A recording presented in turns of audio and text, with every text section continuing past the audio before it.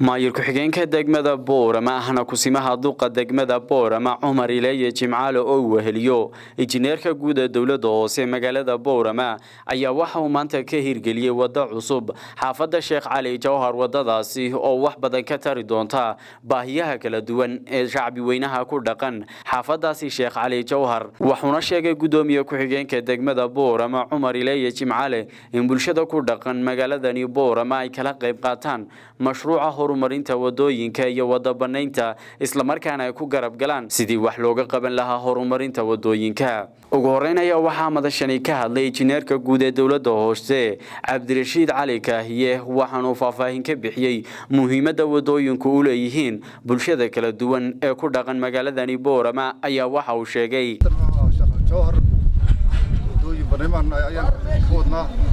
maanta markaa wax bilownay in wadadana soo xaadno halkan oo taafadii xashiish iyo wax yaaleen oo wadadii magaalada soo beelisay ayaa wax doonayay in hor qaadno ilaa oo talaabino kale inuu karayna awadna adu magaalada wax ka wadnaa oo la badan oo ah wado banayna ma joojinayno magaalada dhammaan ku soo wareegayna dhamaanteed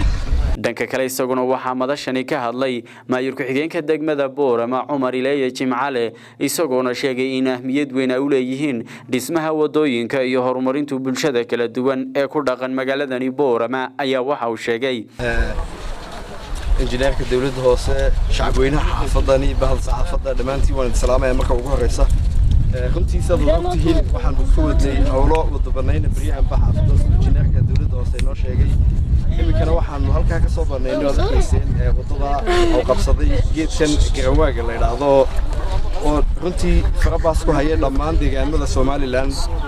oo aan ku soo arkay ilaa lugaya dhulkii ay dhul daaqsimeedka oo ahaa geel xudunka ka cunayay inuu qabsaday oo meesha uu ka baxo geed kasta ku yaalina uu qalalayo ayaan halkaa ka soo banaynay wadadana socon doonta oo ku biiri doonta jidka weyn ee ka soo leexda laamiga oo hadana ku dhacay tan fish taloorin jiray oo tagi doonta halka imkaan u asteynay jeelka cusub inkastoo ay maalin jimcaha tahay waxaan nagu khasbay in aanu maanta shaqeynay iyadoo jimcaha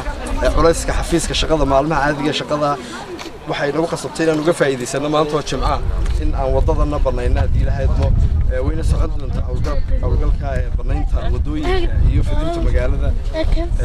waxaan halkan mar labaad iyo mar saddexaadba ku adkeynaya hadalka waan ku celcelinaya sidii aan horeyba media uga shaacinay maadaama magaalada si xawli u fidayso waxaanu kala qeyn doonaa oo muddadii ka dhamaatay waqtiga aanu qabanay istaanada meelaha lagu kireeyo baabuurta oo magaalada dhexdeeda in ka ugu muhiimsan oo noqon doono kan ay ka baxaan gawaarida jigjiga Hargeysa iyo Wajaale in la geyn doono halkii aanu ka xirnay controlkii hore halku ahaan jiray kuwan bangiga hortiisa degana aan geyn doono dawladda hoose dabadeeda iyo halka ay yaalaan mashiinada power station dhexdooda kan si sibtan aanu keeni doono halka ka sokaysa kaalinta badda cas marka waxaan mar labaad iyo mar saddexaadba ku adkeynaya inay u hoggaansamaan dadweynuhu hawsha fidinta iyo magaaleynta kala xadeynta iyo kala durkinta istaanada ah maadaama waqtigii hore aanu qabanay u dhamaaday waxaan aad iyo aad ugu adkeynaya inay u hoggaansamaan awaamirta